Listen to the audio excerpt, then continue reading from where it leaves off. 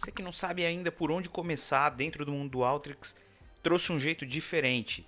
Estou dentro da página da comunidade do Alteryx, na parte dos desafios, e vou começar pelo primeiro. Ele é um desafio classificado como intermediário e se trata de combinar dados com base em intervalos diferentes. Eu já resolvi isso em algum momento, mas eu quero mostrar aqui o passo a passo de todo o meu raciocínio. Se você não sabe como chegar nessa etapa aqui, nessa página dentro da comunidade para ter problemas para você se exercitar, comenta no vídeo que eu vou te ajudar. Comenta no vídeo que eu vou te ajudar. Se mesmo assim ficar dúvidas, talvez valha até a pena fazer um vídeo para vocês. Seguindo aqui, eu vou entrar dentro do link e rolar um pouco para baixo e baixar o arquivo. Esse arquivo é um arquivo Alteryx comum, né, YXMDB. Só baixar na sua máquina e começar a resolver o desafio. Vou alternar aqui para o Alteryx para importar o desafio em questão. E ele aparentemente é bastante simples e intuitivo. Aqui o que eles trazem como problemática, né? Uma empresa na Austrália possui uma fonte de dados composta por uma série de códigos postais. Por exemplo, então, acho que vale trazer aqui, ó, a gente está tratando de CEPs, códigos postais, por exemplo, 2000, 2001, 2002, etc. E outras colunas de dados. Então, talvez isso seja relevante para a gente eventualmente fazer sumarizações ou algo assim. Eles também possuem uma tabela de referência separada. Então, tem uma outra tabela de referência que mostra intervalos de códigos postais, por exemplo, de 2000 a 2002, e gostaríamos de usar para combinar os dados principais. Cada registro de cliente deve ser associado à tabela de consulta com base em um intervalo de códigos postais. Além disso, você deve sumarizar os dados agrupados por região, representante de vendas e respondente. Por último, fazer contagem dos clientes. Notem, aqui a gente tem duas bases de dados, né, de entrada, e aqui, como prática de todos os desafios semanais, vocês vão ver isso, a gente tem uma resposta já definida pelo time aqui do Alteryx, até para ajudar quem está começando a resolver problemas, não se enganar. Deixa eu dar uma olhadinha no que tem nessa primeira base de dados. Eu recomendo em alguns casos vocês executarem, colocarem até um browse tool aqui no final de cada um, para você ver certinho como aparecem os dados aqui embaixo, tem algumas estatísticas, mas de maneira simples, como o próprio problema propôs, né? A gente tem dentro da base os códigos postais, que são a chave que a gente vai acabar usando, e outros dados. Além de, na outra saída, termos os intervalos. Então, basicamente, imagino que a gente deva fazer algum tipo de split disso aqui, gerar novas linhas e com essas novas linhas a gente fazer o processo de join. Vamos lá, vamos encarar esse desafio. Antes de mais nada, né, a gente vê olhando para as linhas que não tem sobreposição de CEP, onde um termina, o outro começa, então eu geraria linhas individuais para cada um desses, para facilitar na hora de fazer a junção. Nós podemos resolver esse problema de várias formas, só que vou tentar ser o mais simples possível, dado que é um primeiro problema a ser resolvido, é o primeiro desafio da comunidade. A gente, para começar, gera uma variável baseada, né, gera duas variáveis no caso, né, de início e no fim de cada banda, baseado aqui no intervalo que tem nessa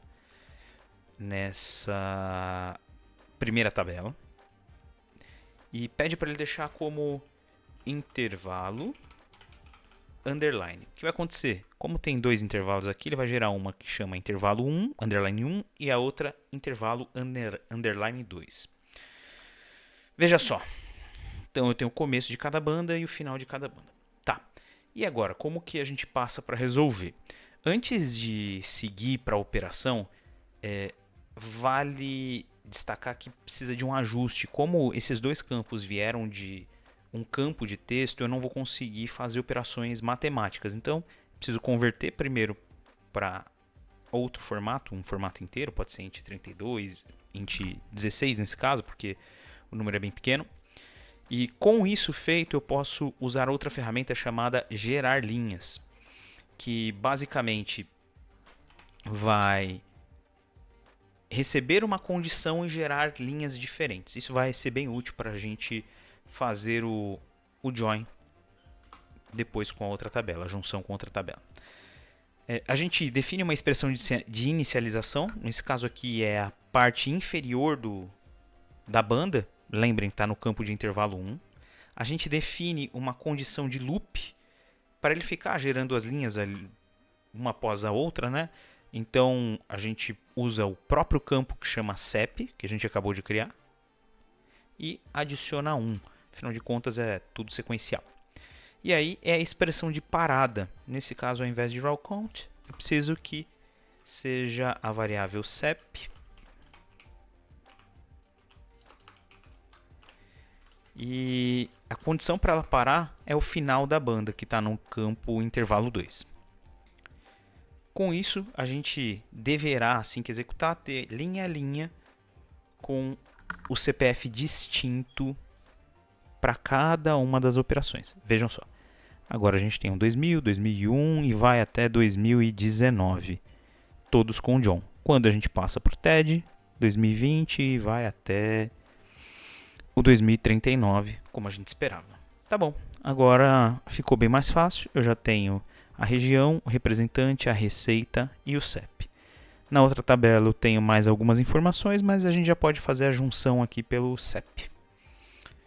Vamos aqui na ferramenta de Join, junção. Tá meio desorganizado esse canvas. Eu vou jogar para cá, mas eu já organizo ele para ter uma execução, uma documentação um pouco mais enxuta, né?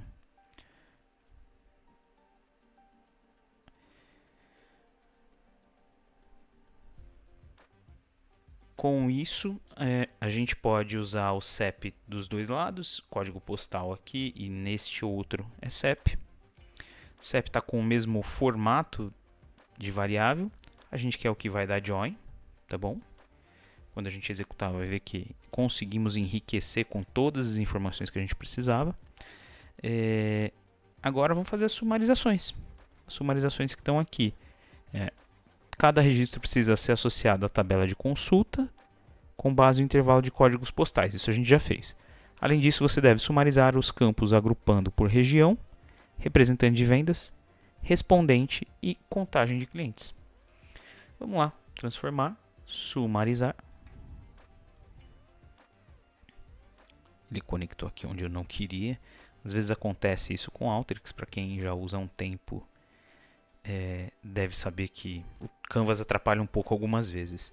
Além disso, você deve sumarizar os dados por região. Cadê a região? Então, a gente agrupa. Representante de vendas, a gente agrupa. Respondente. E, por último, fazer a contagem de clientes. Eu vou contar os clientes de forma distinta, porque aí tem uma precisão de que um cliente não respondeu 2 vezes, enfim. Com isso, a gente tem uma tabela de 10 linhas, região, representante, respondente e a contagem distinta de clientes.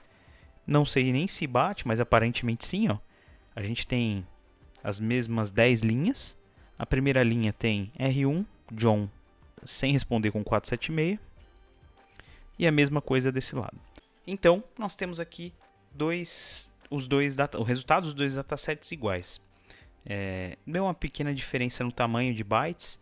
Isso porque eu usei formatos talvez diferentes dos que estão aqui, sem contar que algumas variáveis estão com nomes diferentes. Isso influencia bastante na quantidade, principalmente em datasets muito pequenos. É isso. Agradeço demais vocês terem chegado até aqui e curte o vídeo aí para mostrar que tá fazendo diferença esse tipo de conteúdo e a gente traz muito mais conteúdo como esse. Muito obrigado e até a próxima.